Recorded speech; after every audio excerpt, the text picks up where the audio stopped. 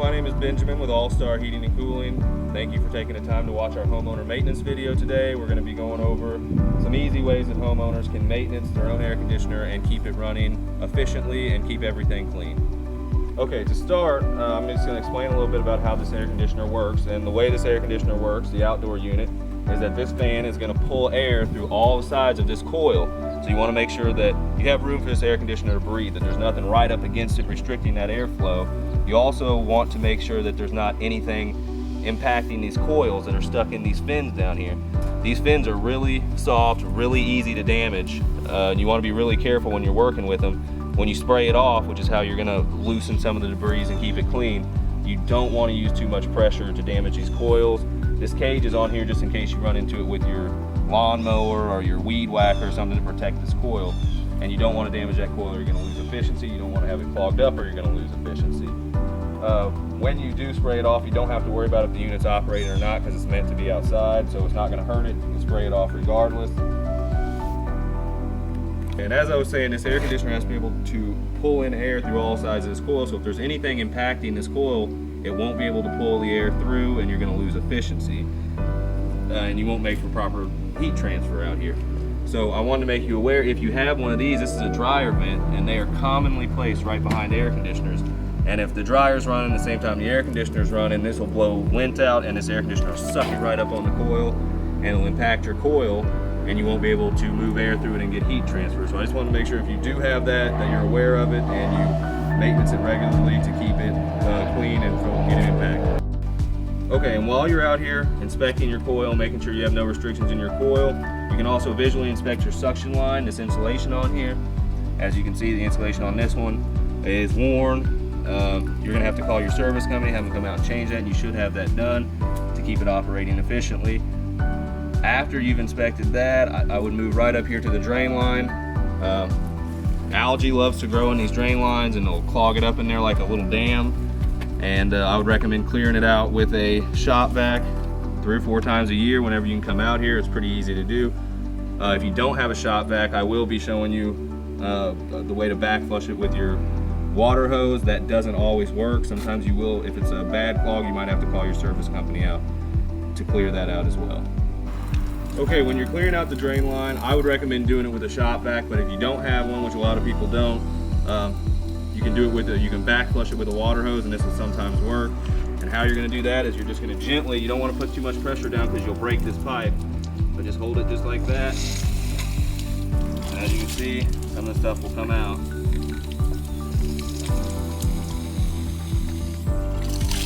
And you just want to make sure that that drain line there is clear and that, you know, it can take the water from the drain line upstairs and off your coil and bring it out here where it doesn't really matter. But you can do that, do this. It'll work sometimes for some small ones and keeping it clear. But I would recommend using a shop vac, which I'm going to do right now. Okay, the way I would recommend clearing this out is with a shop vac like I have here. And you're just going to put this right over that, and then you're just going to kick it on and you're just going to let it run and suck whatever algae or whatever's in there clogging it up, dust, depending on how good your filtration is, might be in there. So I'm just going to kick it on, I'm going to let it run for a few minutes and suck out everything it can.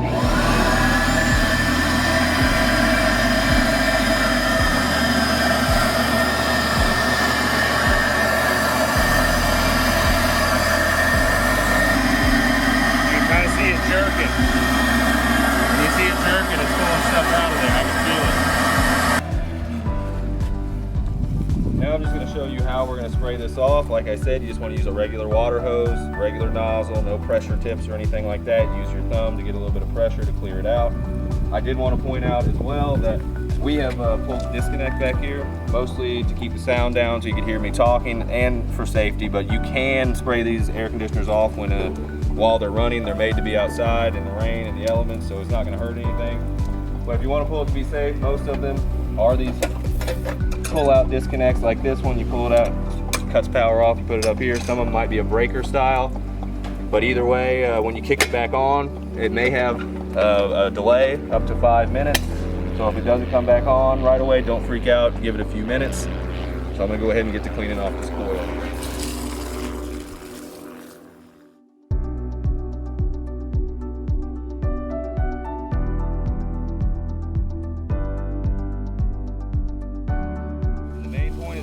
want to loosen any debris in here, get it out, push it out the bottom down here so that air can flow through this coil easier and you can make for better heat transfer.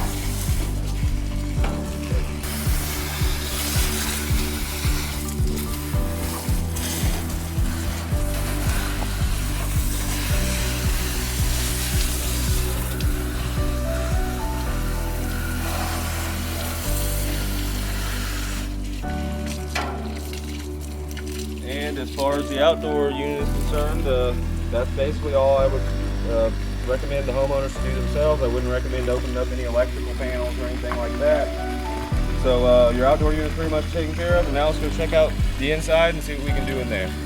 Here we are at the inside unit now, and there's a few things you can do in here. I wouldn't recommend opening up your unit. I would call your service company for that. You want to make sure you check your filters, which depending on your home, we have the filter back grills. Sometimes your filter's right under here, but you want to make sure you change it on a regular basis to keep your unit clean, keep your coil from getting restricted, because you have to get airflow over the coil that's in here as well to make the proper heat transfer. My filters happen to be up here. I just changed mine a couple weeks ago, so I don't really need to change them right now. But you want to make sure you change them. I have one in here and one in here. You may have multiple filters throughout the house. Also, some people recommend putting some vinegar or bleach with some hot water mixture in the drain line. I do not recommend that. As you can see, the homeowners here had some vinegar right by it. I have read that the odors in vinegar and bleach will cause premature oxidation and degradation of the materials in your drain line. So I would recommend just using like a cup of boiling water if you have to. I mean, with regular maintenance, you shouldn't have to use any harsh chemicals to clean it out. Suck it out outside with a shop vac or back flush it with a hose and use some boiling water up here and you should be good. Other than that, give your service company a call if you need anything else, and thank you for taking the time to watch our video today.